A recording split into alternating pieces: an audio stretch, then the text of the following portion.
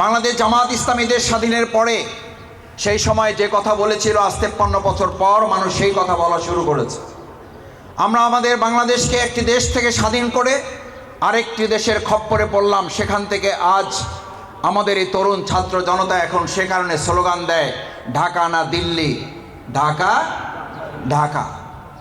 আমাদের এই সময় সবচেয়ে গুরুত্বপূর্ণ 3টা স্লোগান ছিল, তার মধ্যে একটা স্লোগান হচ্ছে এই ঢাকা না দিল্লি, ঢাকা ঢাকা। কেন এই স্লোগান তুলতে হলো? এই স্লোগান বাংলাদেশ জামাত ইসলামী সেই স্বাধীনোত্তর সময় তুলেছিল। আমরা এই দেশের মানুষকে সতর্ক করে বলেছিলাম যে স্বাধীনতা আমরা অর্জন করেছি মূলত আমরা বাঘের পিঠ থেকে সিংহের মুখের মধ্যে পড়েছি।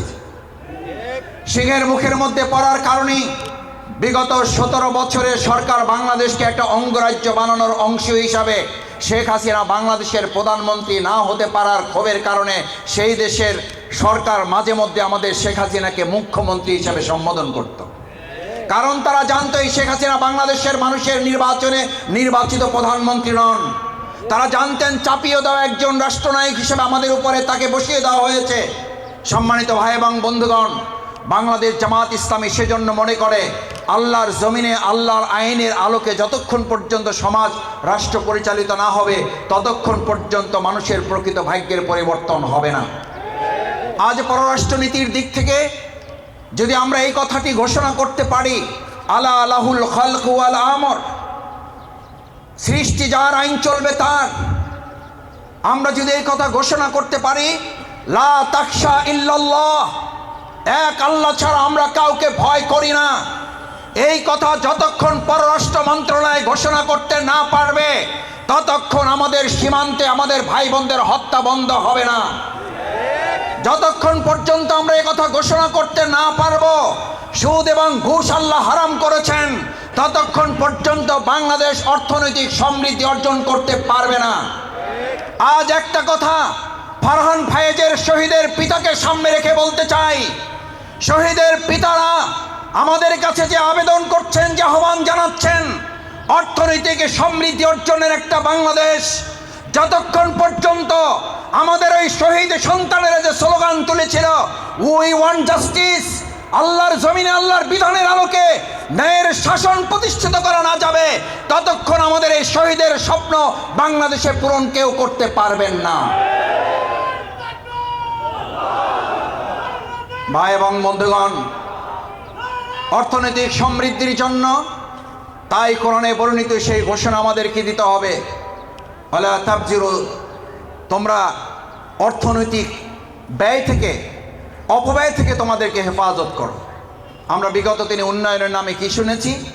আমাদের একটা পদ্মা সেতুতে যে দুর্নীতি করা হয়েছে, এই পদ্মা সেতুর দুর্নীতির টাকা দিয়ে আরো 3টা পদ্মা সেতু বাংলাদেশে তৈরি করা সম্ভব ছিল।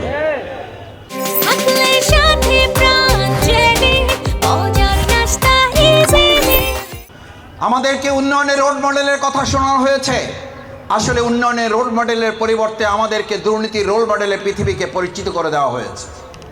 আমাদের সচিবালয়ে যারা আগুন দিচ্ছেন প্রকৃতপক্ষে শেখ হাসিনাকে বাঁচাবার এবং দুর্নীতি পরায়ণ তৎকালীন এমপি মন্ত্রী তথাকথিত ইউনিয়ন পরিষদের একজন চেয়ারম্যান, তাদের ইউনিটের একজন সভাপতি পর্যন্ত হাজার কোটি টাকার যে দুর্নীতি করেছেন তার দলিল দস্তাবেজ যা সচিবালয়ে সংরক্ষণ ছিল এগুলিকে পুড়িয়ে দিয়ে তারা শেখ হাসিনা সহ তাদের দোসরদের রক্ষা করতে চান। যেই দোসররা এই কাজে সম্পৃক্ত হয়েছেন কান খুলে শুনে রাখুন, এই সমস্ত কাগজ পুড়িয়ে ফেললেও 18 কোটি মানুষের 2 চোখ আপনারা অন্ধ করতে পারবেন না। তাদের সাক্ষীর বিনিময়ে বিচার হবে, ফাঁসির কাস্টে তাদেরকে ঝোলাতে বাধ্য করা হবে। সাথে একথাও পরিষ্কার বলি, সচিবালয়ে আগুন দিয়ে যদি কেউ মনে করেন এই অন্তর্বর্তীকালীন সরকার আর আমাদের জুলাই আগস্টের গণ অভ্যুত্থানের আন্দোলনের, বৈষম্য বিরোধী আন্দোলনের অকুতোভয় সৈনিকরা ভয় পেয়ে যাবে, তাহলে আপনারা বোকার স্বর্গে আছেন। কারণ আপনারা জুলাই আগস্টের গণ অভ্যুত্থান শুধু নয়, এখন তো সচিবালয়ে কয়েকটা ফ্লোরে আগুন দিয়েছেন। বিগত 17 বছর আপনারা পেট্রোল ঢেলে ঢেলে বিভিন্ন বাসগুলোতে আগুন জ্বালিয়ে আমাদের ভাইদের, যাত্রীদের, বোনদের পুড়িয়ে দিয়ে বিরোধী দলের নামে মিথ্যা মামলা সাজিয়ে আমাদেরকে দমন করতে পারেন নাই। আপনারা আমাদেরকে আগুন দিয়ে দমন করতে পারবেন না। আগুন সন্ত্রাসী হিসাবে আপনি টেলিভিশনে বক্তৃতা করতেন, বাংলাদেশের 18 কোটি মানুষ জানতো ওই আগুন সন্ত্রাসে হোতা ছিল শেখ হাসিনা নিজে। এই আগুন সন্ত্রাসের মদতদাতা ছিল বাংলাদেশের বাইরের একটা গোয়েন্দা সংস্থা। এখনো আমরা দাবি করছি, জনগণ মনে করে সচিবালয় আগুন দেওয়ার পিছনে শেখ হাসিনা এবং তথাকথিত ওই গোয়েন্দা সংস্থার হাত রয়েছে। বাংলাদেশ জামাত ইসলামী ইতিমধ্যেই বার্তা দিয়েছে। আমাদের পক্ষ থেকে সংগঠনের সেক্রেটারি জেনারেল অধ্যাপক মিয়া গোলাম পরোয়ার সাবেক এমপি বিবৃতি দিয়েছেন, অতি সত্বর সুষ্ঠু নিরপেক্ষ তদন্তের মাধ্যমে তাদেরকে খুঁজে বের করে আইনের আওতায় নিয়ে এসে এবং ভবিষ্যতে এরকম আর কোনো দুর্ঘটনা যেন ঘটতে না পারে সে ব্যাপারে সতর্ক থাকার জন্য আমরা বর্তমান তত্ত্বাবধায়ক অন্তর্বর্তীকালীন সরকারকে আহ্বান জানিয়েছি।